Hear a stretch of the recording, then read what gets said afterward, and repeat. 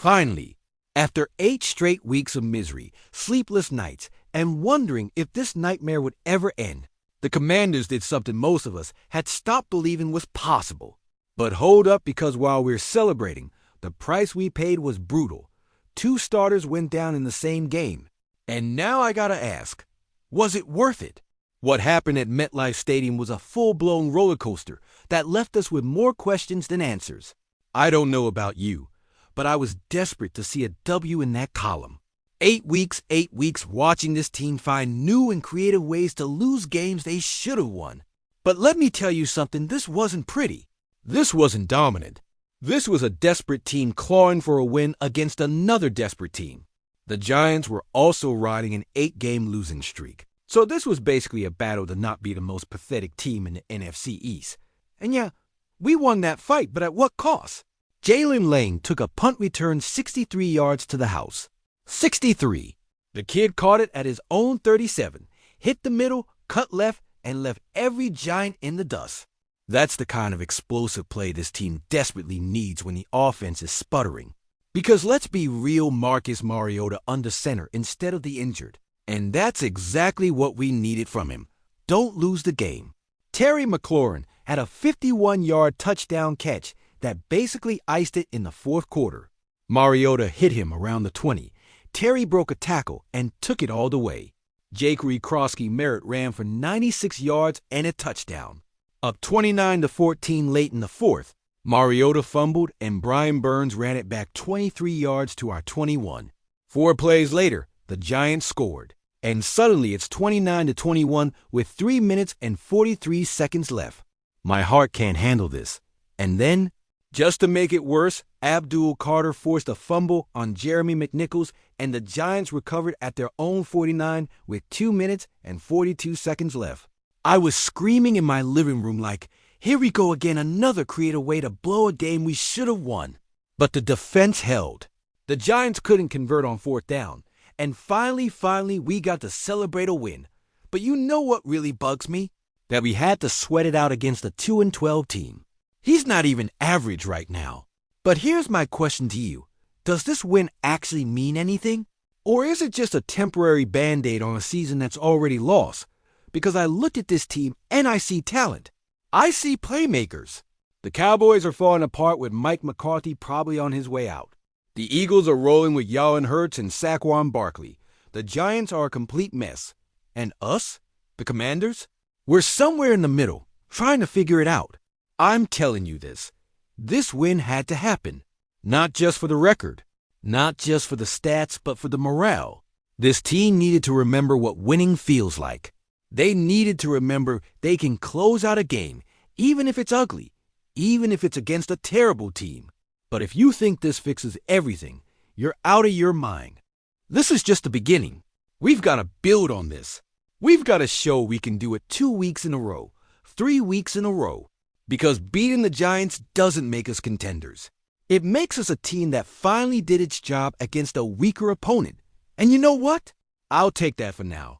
Because after 8 weeks of misery, any win tastes sweet. But let's not get it twisted. There's still a lot of work to do. News 2. Laramie Tunsil goes down. And here's where that win turns bittersweet. Because while we were busy snapping the losing streak, we lost one of our most important players. Laramie Tunsil, our all-pro left tackle, left the game with shoulder and oblique injuries, BOTH upper and lower body issues. Let me break down why this is devastating. Tunsil isn't just another offensive lineman.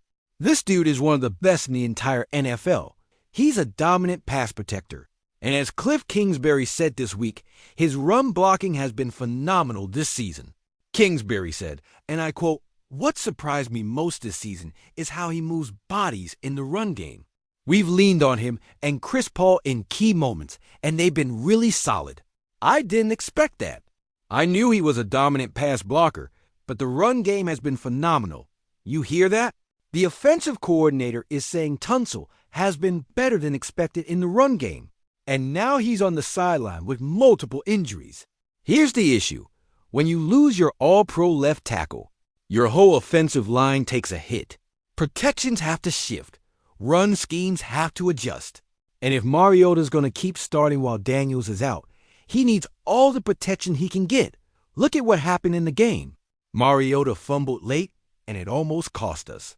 You think that happens with Tunsil protecting him? Maybe not, but I know this. With Tunsil out there, Mariota gets more time. Without him, he's under fire. And it's not just pass protection. I have my doubts.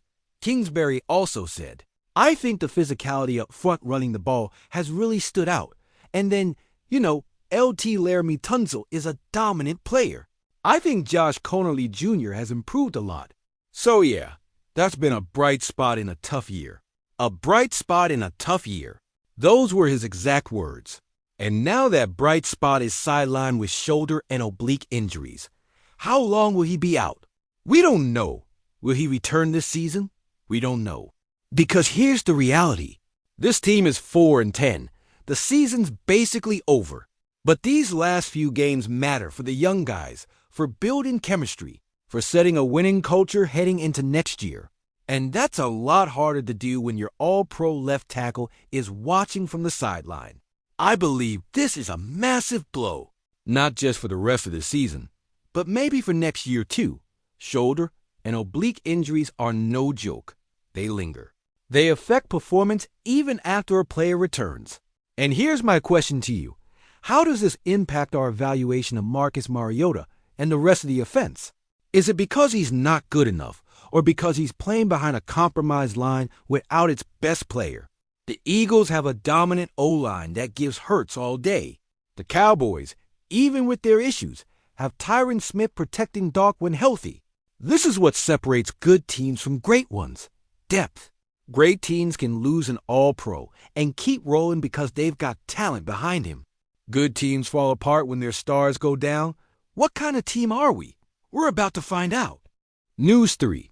Noah Brown injured, and as if losing Tunsil wasn't enough, we also lost Noah Brown to a rib injury.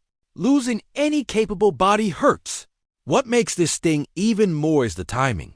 Brown was finally healthy, finally back on the field, and now he's out again with a rib issue. Rib injuries are tricky. They affect everything: breathing, running, catching, blocking. You can't do anything at full speed with busted ribs. So now the Commanders are rolling with McLaurin, Diami Samuel, and Jalen Lane to carry the load the rest of the way. McLaurin's elite, no doubt, but he needs help. He needs other receivers who can stretch the field, draw coverage, and make plays when he's double-teamed. Here's what worries me with Brown out and the O-line banged up without Tunsil. But there's a difference between the usual bumps and bruises and what the Commanders have gone through this year. This has been an epidemic. Jaden Daniels hurt. Laramie Tunsil hurt. Noah Brown hurt. And those are just the names we know. There are dozens of other guys who've been in and out of the lineup all season. I'm telling you this. At some point, you've got to ask if there's a deeper issue. Is it just bad luck? Or is there something systemic going on? Strength and conditioning? Playing surface? How they're managing workloads? The Steelers always seem to stay relatively healthy. And then there's us, can't keep 11 guys healthy for more than 2 weeks. With Brown out, the receiver room is now McLaurin, Samuel, Lane, and basically no one else with real experience. Brown's been out most of the year. He finally comes back, finally starts contributing, and bam, another injury. For a guy trying to prove he belongs in this league, trying to show he can be reliable, this is devastating. You know what great teams do when injuries hit. They adapt. They find ways to win with whoever's available. The Eagles lost key guys this year and kept winning. The 49ers have been banged up all season and still compete. We, the Commanders, need to show that same resilience. We need to prove we can win even when we're not at full strength. Because the truth is, you're never at full strength in the NFL. Someone's always hurt. Someone's always playing at less than 100%. The question is, how do you respond? Yesterday, against the Giants, we found a way, but it was ugly. It was tough. And now, with Tunsil and Brown out, it's about to get even tougher. So let me ask you this, Commanders Nation. Is this win over the Giants the start of something, or just a flash in a lost season? Can we trust this team to build on it? Or are we going to fall back into the same old habits next week? But I've watched enough Commanders football to know nothing's guaranteed. Drop your thoughts in the comments. Are we back or was this just a mirage? Hit like and subscribe, because tomorrow we've got more deep analysis on everything going down with this team. And remember, hail to the Redskins!